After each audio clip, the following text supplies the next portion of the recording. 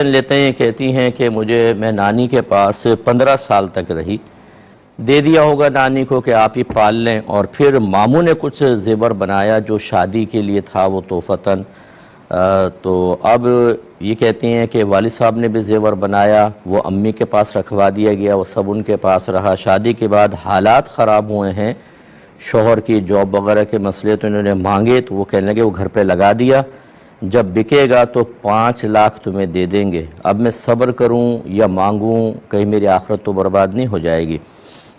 وہ دوسرے کوسچن میں چلے لے لیتے ہیں۔ پہلی بات تو یہ یاد رکھیے کہ جب اگر کوئی بچی نابالغ ہو، اس کے لیے جو بھی چیز کوئی لے گا، مختص کرے گا، وہ فوراً اس کی ملک میں چلے جائے گی، چاہے فزیکلی طور پہ قبضہ دیا ہو یا نہ دیا ہو۔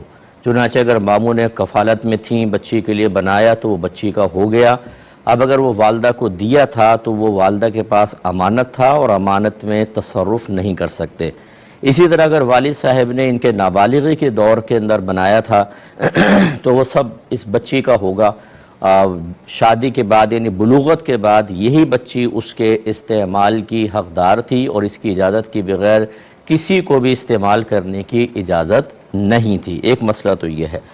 دوسرا یہ کہ جب حالات خراب ہوئے اور مانگا تو والدہ نے کہا وہ تو ہم نے گھر پہ لگا دیا، تو گھر پہ لگانا شرعاً بالکل جائز نہیں تھا۔ جو مالک تھا اس کی اجازت سے لگانا تھا۔ کس کی وجہ سے لگایا اور کیا سمجھ کے لگایا؟ کیا اگر نابالغ یا بالغ اولاد کا پیسہ آپ کے پاس ہے تو بغیر ان کی اجازت کے آپ تصرف کر سکتے ہیں؟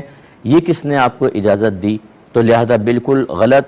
یہ اگر لگایا بھی تھا تو سونے کی شکل میں ہی ان کو اپنی بچی کو یہ پیسہ، یہ سونا واپس کرنا ہوگا۔ اور یہ کہنا کہ ہم 5 لاکھ دے دیں گے بالکل غلط ہے۔ کسی کا سونا غصب کر کے اور پھر معمولی قیمت دے دینا، آج کل کتنا مہنگا ہو گیا سونا، کم تو نہیں ہوگا سونا جو ہے وہ۔ ویسے اگر حساب کریں تو میرے خیال میں اگر 4-5 تولہ بھی ہو تو کتنا زیادہ ہو جائے گا، اس میں 5 لاکھ ہم تمہیں دے دیں گے۔ کیسے دے دیں گے آپ؟ اصل مسئلہ یہ ہے کہ خون ہو گئے ہیں سفید۔ ناراض مت ہوں، کوئی اگر سن رہے ہو نا ان کے ماں باپ بھی، تو ناراض مت ہوں، خون ہو گئے ہیں سفید۔ جب پیسہ سامنے آتا ہے تو پھر نہ ماں باپ، نہ اولاد، نہ شوہر، نہ بیوی، پھر ہم بس پاگلوں کی طرح اللہ کو بھول کر، رسول کو بھول کر، قبر کو بھول کر، موت کو بھول کر، میدان محشر کے احتساب کو بھول کر دنیا کے پیچھے بھاگتے ہیں کہ چند ٹکے ہمارے ہاتھ میں آ جائیں، یہ ہمارے ہاتھ سے نہ نکلیں، چاہے سب برباد ہو جائے۔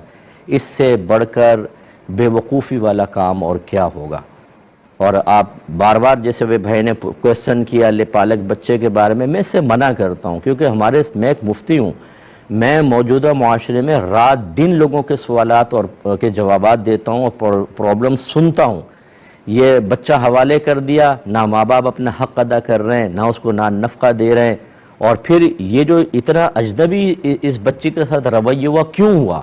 یہ اسی لیے ہوا کہ وہ 15 سال تک دور رہی تو ایسا ہو گیا جیسے اجنبی، اپنے بچوں کے لیے تو گھر بنا لیا، لیکن اس بچی جو اپنی ہی بچی ہے اس کو سونے سے محروم کر دیا۔ یہ حل ہوتا ہے معاملہ کہ جو بچے آپ کسی اور کے حوالے کر دیتے ہیں، پھر وہ پال لیتے ہیں تو ان سے ایک اجنبیت پیدا ہو جاتی ہے۔ پھر اگر وہ واپس آتا ہے تو گھر والے اس کو قبول کرنے کے لیے تیار نہیں ہوتے، حالانکہ یہ قریبی رشتے ہیں، ذی رحم محرم ہے وہ، اس کے ساتھ تو اچھا سلوک کرنا واجب ہے، لیکن اجنبیت پیدا ہو جاتی ہے، اور یہ بھی ایک اسی طرح کا نتیجہ نظر آ رہا ہے۔ اس لیے اس سے اجتناب کریں، اور ہمارا مشورہ یہ ہے کہ بالکل صبر کرنے کی حاجت نہیں ہے۔ آپ کے حالات خراب ہیں، آپ کو شریعت نے بالکل حق دیا ہے، لیکن ماں باپ کا بہرحال ادب احترام اپنے جگہ محفوظ رکھیں، اور آپ مسلسل تقاضا کریں، اس میں آپ بالکل گناہگار نہیں ہیں۔ جیسے اگلا کویسچن کیا کہ اب مجھے اس کے بعد جب سے میں نے مطالبہ کیا ہے شوہر کو بھی بے عزت کرنا، مجھے بے عزت کرنا، اور والد صاحب کو بھی مجھ سے بدظن کر دیا ہے، اور تو اب میں یہاں سے نکل گئی ہوں، میری آخرت تو برباد نہیں ہو جائے گی؟ نہیں بیٹا، آپ کی آخرت بالکل برباد نہیں ہوگی انشاءاللہ عز و جل۔ اگر جو آپ کہہ رہی ہیں سچ ہے تو کوئی آپ کی آخرت کی بربادی کا سامان نہیں، ان کی آخرت خطرے میں ہے۔ آپ بالکل دائرہ شریعت میں رہ کر اپنے اس سونے کا مطالبہ کریں، اور پیسوں کی شکل میں ہرگز مت لیجیے گا۔ جتنے کیرٹ کا سونا تھا اور جتنے تولہ تھا اس کا وزن تھا، بعینی وہ آپ ان سے لیں، یا آپ اس کی حقدار ہے، ان کو دینا پڑے گا، اور میری کلپ کسی کو جو ایسے ہیں ان کو سنوا دیجیے گا کہ آپ اگر یہاں پر نہیں دیں گے، انتظار کریں، میدان محشر میں آپ کی نیکیاں اس کے نام اعمال میں ڈالی جائیں گی، اور اگر حساب پورا نہیں ہوگا تو اس کی برائیاں آپ کے نام اعمال میں ڈال کر آپ کو جنت نہیں مل سکتی۔